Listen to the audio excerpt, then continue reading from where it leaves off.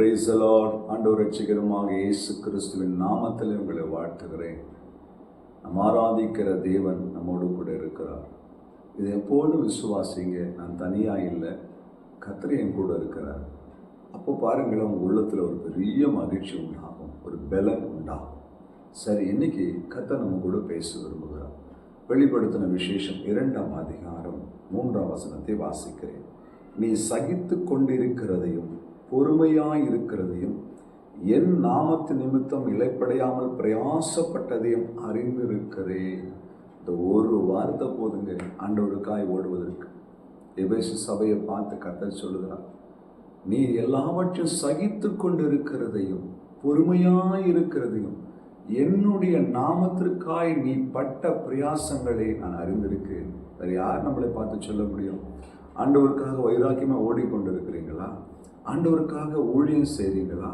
அநேகருக்காக திறப்பில் நின்று கண்ணீரோடு ஜெபிக்கிறீங்களா? தேசத்தின் ரட்சிப்புக்காய் மன்றாடி கொண்டிருக்கிறீங்களா? நான் இவ்வளோ பிரயாசப்படுறேன், இவ்வளோ ஆண்டவருக்காய் செய்கிறேன், யாருக்குமே இது தெரியலையே என்று நீங்கள் வருத்தப்படுறீங்களா? ஒரு காரியத்தை தெரிஞ்சுங்க, நம்முடைய பிரயாசங்களை அறிந்திருக்கிற தேவன். ஆமென். நம்முடைய ஓட்டத்தை அறிந்திருக்கிற தேவன். நான் ஆண்டவருக்காக எல்லாவற்றையும் சகித்து கொள்ளுகிறேன். என்னை அவமானப்படுத்துகிறார்கள், என்னை வேதனைப்படுத்துகிறார்கள், என்னை ஓரம் கட்டுகிறார்கள், என்னை ஒதுக்கி தள்ளுகிறார்கள், என் வாழ்க்கையில் ஒரு கசப்பு இருக்கிறது, என்னால் ஏன் இந்த வாழ்க்கை என்று சொல்லி நான் சோர்ந்து போயிருக்கிறேன் நினைக்கிறீங்களா?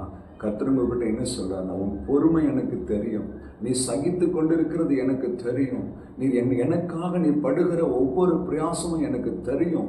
ஏற்ற காலத்தில் அதற்குரிய பலனை நான் உனக்கு தருவேன். அப்போஸ்தலன் பவுல் சொல்லுகிறார், நான் விசுவாசிக்கிறவர் யாருன்னு எனக்கு தெரியும். நான் யாருக்காக ஓடுறனோ அவருக்கு என்னுடைய ஓட்டம் தெரியும். நான் யாருக்காக பிரயாசப்படுகிறேனோ அது அவருக்கு தெரியும். எந்த மனுஷனால வருகிற புகழ்ச்சியோ பெருமை எனக்கு வேண்டாம்.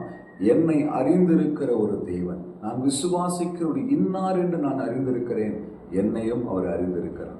என் அன்பு தேவ பிள்ளையே, என் அன்பு சகோதரனே, நீ ஆண்டவருக்காய் படுகிற பிரயாசங்கள் விருதாமாய் போகாது என்று அறிந்து அசையாதவர்களும் உறுதியுமாய் நில்லுங்க. சந்தோஷமா இருக்குதா? நம்ம இது வரைக்கும் பட்ட கஷ்டம் யாருக்கும் தெரிலன்னு நினைக்கிறீங்களா? ஒரு சின்ன ஊழியம் தானே, நான் எவ்வளோ பிரயாசப்படுறேன், ஆனால் யாருக்கும் இது தெரியலையே.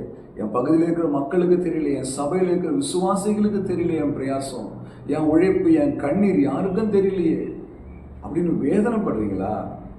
இன்னைக்கு இந்த வசனம் உங்களை பலப்படுத்தும். உங்கள் பிரயாசங்களை அறிந்திருக்கிற ஒரு தகப்பன் உண்டு, உங்கள் கண்ணீரை அறிந்திருக்கிற ஒரு தகப்பன் உண்டு. உங்கள் பொறுமையும் நீங்கள் சகித்து கொண்டு ஆண்டவருக்காய் நிற்கிறதையும் கர்த்தர் அறிந்திருக்கிறார். ஏற்ற வழியில் உங்கள் தலையை உயர்த்தி உங்களை ஆசீர்வதிப்பார், கனப்படுத்துவார். கர்த்தரிடத்தில் நமக்குரிய கனம் வரும். விசுவாசிக்கலாம். ஜபிக்கலாமா?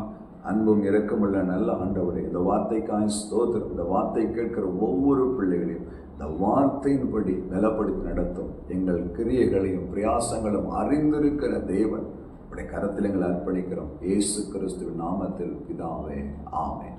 அல்லேலூயா. God bless you.